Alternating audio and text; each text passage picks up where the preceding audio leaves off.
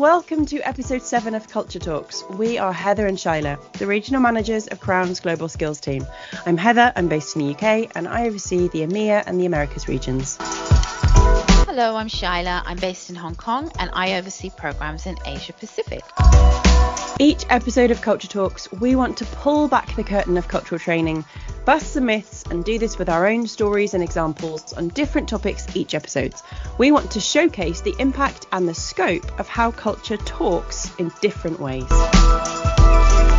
Last episode, we looked at returning home successfully and the impact of reverse culture shock. This episode, we're looking at customer service and why it's so difficult to get it right when you're navigating different cultures. And we know it's difficult because it's often the first area that we notice cultural differences. It's definitely the one where we could immediately recall examples of culture talking loudly. Immediately. So yes, that time I tried to get into a shop somewhere called Big and Beautiful in Taiwan, and I entered and the shop assistant took one look at me and bellowed, "No, not you, too big." Or that mortifying time when a waiter told me off for saying thank you too many times. Horrific. And this isn't just something that makes a good story, although obviously once you've processed the trauma, it often can be. It's an ever growing, huge area for business as well. Absolutely. Trying to get the customer service right is such an important area for a company. And as you said, why there's an ever increasing business focus on customer experience and value-led growth. Yeah, absolutely. It's everywhere. But culture and customer service, doesn't always yell at you like our examples. It's not always as jarring or as noticeable as, the ones that we're still in recovery from. Sometimes culture whispers and you've got to look for it. So what might be written off as bad customer service might simply be that it's different customer service. You remember we've mentioned several times in our previous episodes that there is no right or wrong in culture. There's only different. Yeah, right. And so this is what we're looking at today.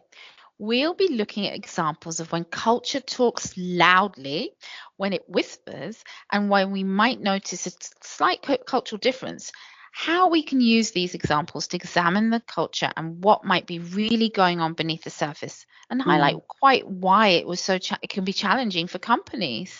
Yeah, I think we might be making the point quite loudly that customer service is hard, but why? So let's have a little think. So customer service interactions aim to emulate something that's part of the universal human contract.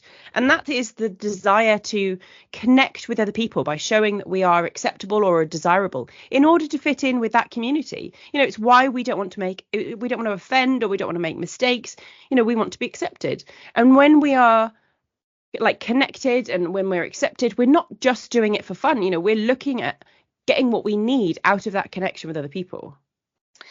Right. So millions of years ago, getting what you needed might have been being part of a tribe for safety. And now it might be about retaining your customers by making sure they're happy. Both is aiming for connection and acceptance to a certain end. Absolutely. And this is politeness theory. Big shout out to my fellow students of pragmatics or linguistics who recognize this as part of Brown and Levinson's politeness theory. Oh yeah, we've gone deep on this one. But it's what companies and it's what anyone working with customer service is trying to mirror. They want their service to be acceptable and desirable, and it has to fit how to be acceptable within different cultures. And what makes it more challenging for a company is that it's not just about training your staff to communicate in a way that is, culturally specific or sensitive. You've also got your staff to notice their own cultural norms, but also to understand that the impact of culture has on the customer experience or even the reporting of that experience. So here's a really fascinating example of how culture can whisper within customer service. Feedback, right? So feedback is something that companies love. Yeah. We know it feels tangible, it can be made numerical, and it can be compared. Yeah. But can it when you factor in culture? So let's take air travel, for example, right? There was actually some research done by the Airports Council International that customers traveling would give very different satisfaction scores depending on where they came from.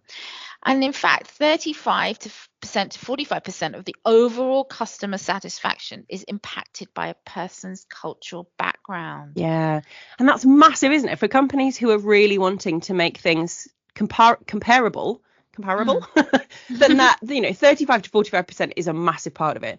And so a person from the UK who might have been on the same flight as someone from the US, had the exactly same experience, might report being more satisfied because they expect a lower quality of service. That's a cultural norm within the UK. But someone from the US might rate the same experience lower because they have higher expectations of customer service within their culture.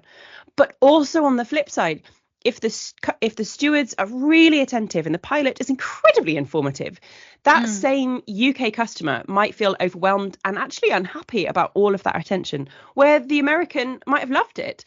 So, how does a company win there? How to know whether the customer service was good and how to make it better when you're navigating across different cultures.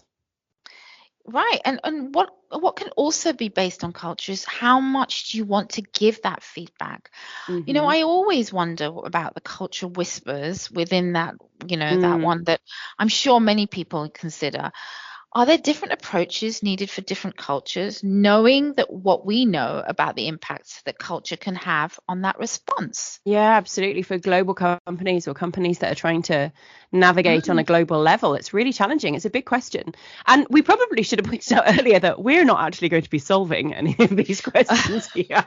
That is not the aim of our podcast. We are just drawing attention to the fact that they exist.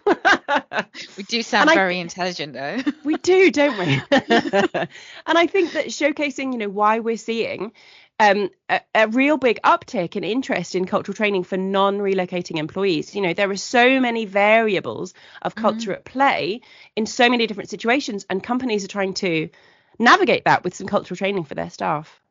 And this is why we're always talking about cultural training needing to be built on self-awareness. You've got to view it all through that lens. Yeah, totally. So, if we put on our kind of cultural lens, put on our cultural glasses, think about that story about the waiter who told you off for thinking about him. What would that tell you if you were looking through your cultural lens? Well, I could first understand that he was uncomfortable by the thank yous. I know, and that was probably my British cultural norms challenging his. I could also guess he wasn't used to that many thank yous. I probably overdid it a little bit. I could even it's just not possible as a Brit. I don't understand how that's possible. It's just natural, right? I could even look at the context where we're in. In Hong Kong, the restaurant culture is built on time is money, norm is speed, it's functional, it's efficient. You don't dwell for hours in a restaurant. It's transactional. You're in and out, right? Yeah. And a waiter in Hong Kong is, it's often a job that's temporary. So if he was just looking on the job, as a means to an end, what he was doing wasn't really exceptional. He hadn't cooked me any, something special. Maybe I wasn't being a good customer by doing something different to accept his service. And he could have been just a bit annoyed or thought I was laughing at him or maybe not even being genuine, right? How many times did you thank him? I know. But there's so much culture at play there, isn't there? Context is so huge. And how to be a good customer, that's a really interesting thing. That's so governed by culture. In the US, the customer is king. And, really, you could do a lot, couldn't you, to be a bad customer in the US, because the aim there is for people working in customer service, in restaurants at least, to get good tips, versus in France, where it's very, very different. Customers have to be good customers because the waiters in that culture are experts. They're professionals who expect to be respected in their profession. And I think that's really interesting because France has such a strong culture of egalitarianism. There's no hierarchy of, the customer knows best. And so they're higher up the hierarchy chain than the waiter. Nope. In France, the waiter is the expert and the customer needs to show respect by being a good customer. Well, then, okay, let's look at your story about the big and beautiful shop. Let's examine that. What do you think that is with your cultural lens?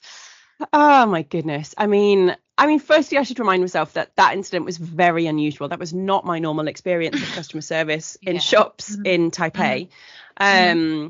And I guess kind of like Hong Kong, there's a swiftness of service in Taiwan, and it's very fast paced, but also face is important. So maybe if I think about it from a face perspective, if I was looking at it through that perspective of customer service, maybe she was trying to meet my needs by trying to help me save face, to help me save my time, because she thought I wouldn't find anything to fit my like gargantuan 5'9", 175 centimeter frame. Possibly that was it. She was trying to save me time.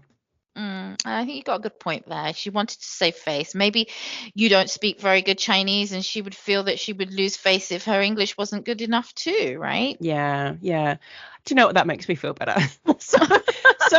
Sometimes looking at things from a cultural lens can definitely take the sting away when it's not met your own kind of cultural needs.